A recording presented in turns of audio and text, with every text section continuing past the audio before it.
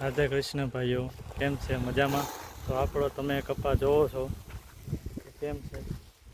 તો આજ આપણે કપામાં ખાતર વાવવાનું ચાલુ કર્યું છે. તો આજે મિક્સ કરે છે.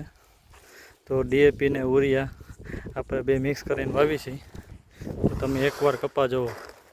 તો આપણે કપા 2 મહિનાનો થઈ ગયો છે. તો આ 2 મહિનાનો કપા થઈ ગયો છે. હવે ફાલે લાગવા માંડ્યો છે. એટલે આપણે હવે ખાતર વાવી છીએ.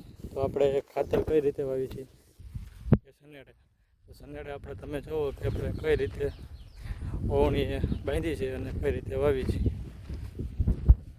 આ રીતે કંઈક ઓવણી દાંતર રાખીને આપણે વાવતું જવાનું.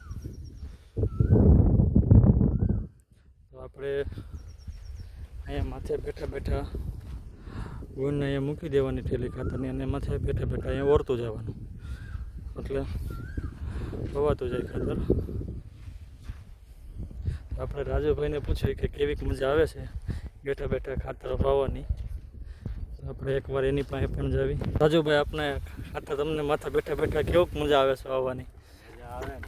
હા, તો ખાતર વાવવાની આમ તમને કેવું કપાને કેવુંક લાગે છે? પણ સારું લાગે છે. તો રાજુભાઈ મી ગયો છે એટલે બહુ સારું લાગે છે. કપા આપણે વહેલા રાજુભાઈ ઓરવાનું ચાલુ કરી દીધું હતું. 2 મહિના જેવું થઈ ગયું છે કપાનું. તો આપણે રાજુભાઈને ભાગ્યું આપ્યું છે અને ભાગવું રાખ્યું છે. તો આગળ તમને બતાવીશું જે આગળ કેવો કપા કેવી સારવાર કેમ આપણે દવા છાંટવી છે, હું ખાતર નાખવી છે, અને ફૂલ વિડીયો નાખશું આપણે ક્યારેક કપા આપણે વાવ્યો, ક્યારે આપણે દવાનો છાંટો કર્યો, ક્યારે ખાતર નાખ્યું, અને કેવો કપા થાય છે એ છેલ્લે આપણે વિડીયો બનાવીશું. અને કેવું બિયારણ છે, આપણે આ વાડીમાં આપણે 4 જાતનું અલગ અલગ બિયારણ વાવ્યું છે.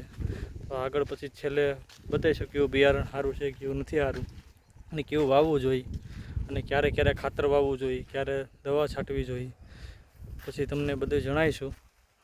અત્યારે આપણે કપા તમે જુઓ ખાલી એકવાર.